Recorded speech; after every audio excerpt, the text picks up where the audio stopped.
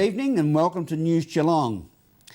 The 2011 City of Greater Geelong Impetus Awards are with us again, aiming to recognise and celebrate young people who are and have significantly made contributions in many and varied areas of our community.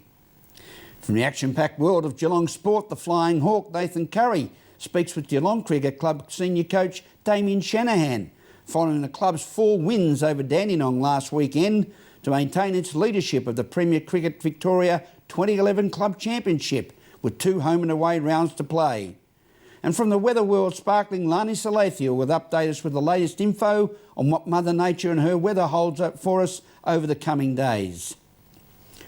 Orchestra Victoria presents world-class performances across our state, inspiring Victorians through its music.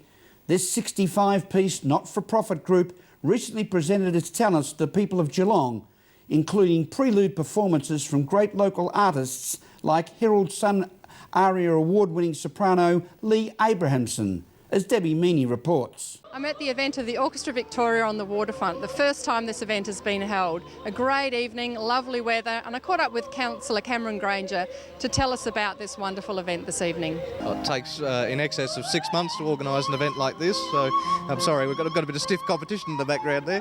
It takes well over 6 months to organise something like this. It's huge production. We're very lucky that the weather turned out to be so good. Looking at the weather all day thinking, oh my God, it's going to rain, we're going to have to cancel the event. Take another 6 months to put it on, but thankfully the weather's held out and it's virtually the perfect weather for this. And it's great to see so many people have come out to enjoy it. I guess a lot of sponsors have helped put this event together. Yeah, it's great to see that I estimate about 3,000 Geelong and Victorian residents here to hear this tonight. This was put on in a combination between Arts Victoria and the Maya Foundation, and the City of Greater Geelong has come on board and is very happy to have come on board to hold this magnificent event here. We hope that they will consider in the future having more of these events, and we look forward to working in partnership with them to deliver more fantastic events such as this. Yes, this is such a lovely venue for it. I guess you've got other things in the future, similar kind of ideas perhaps on the pipeline? It's all dependent on funds, of course, but we will go out looking for funding from Arts Victoria and some of the other organisations that fund events such as this, and throw in some money from ourselves at the City of Greater Geelong, of course. And as we can see, there's huge support from the community. So I'm a big fan of arts and culture. I think Geelong can have a real arts and culture-led recovery.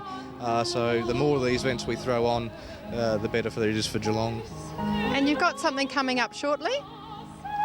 We have got on the 5th of March, we've got the Concert of the Decade. This will be the last one, the 9th and last Concert of the Decade, which has been run in Geelong for 9 years by Colin Mockett.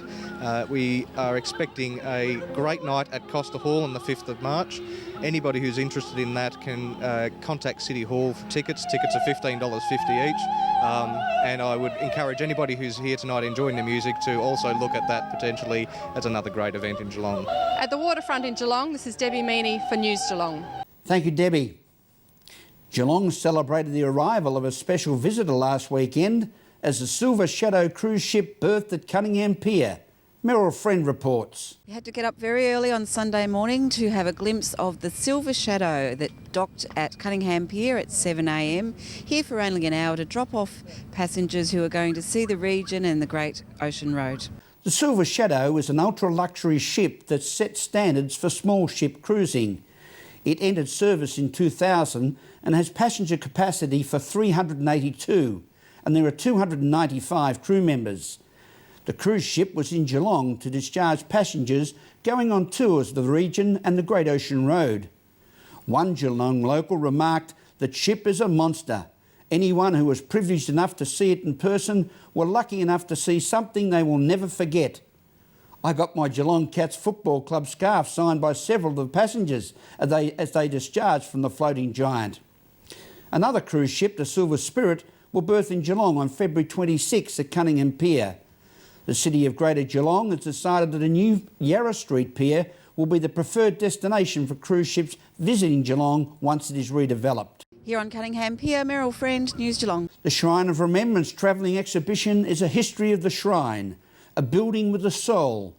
Touring throughout regional Victoria since 2000, The exhibition features information panels, archival photographs and audio-visual material, as Ian Nichols reports. It's another first for Geelong. It's the history of the Shrine of Remembrance travelling exhibition.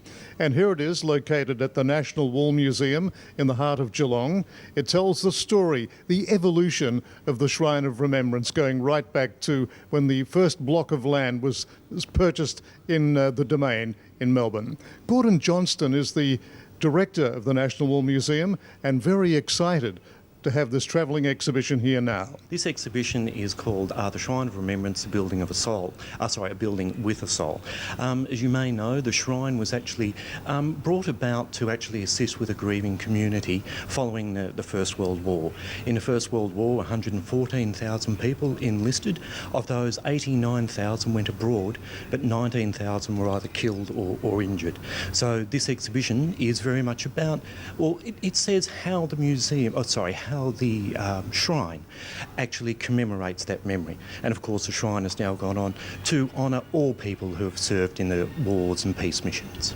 Is this the first port of call for the travelling exhibition, to your knowledge? No, it has been travelling around to other locations, but this is certainly the first time it's been in Geelong, and I think possibly the first time it's been in regional areas.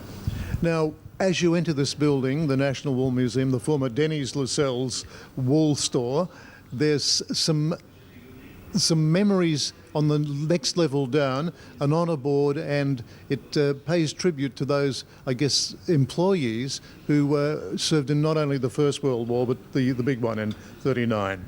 Yes, indeed. Just outside the administration offices, and these are visible to the public, we actually have two photographic boards, I suppose you would call them, and then there were photographs of employees of Denny's Lascelles who actually went to the First World War and to the Second World War, and very sadly, next to some of those pictures is actually a cross, and they're in fact the employees who were killed, and we do actually have an honour board there as well. Now, this exhibition you've put together with your curator, Philip Manning. A lot of work has gone into this, obviously. Well, thankfully for us, the Shrine of Remembrance has done most of the work and very kindly allowed us to exhibit it. Certainly our involvement has been in establishing it within the space. Our involvement is to market it.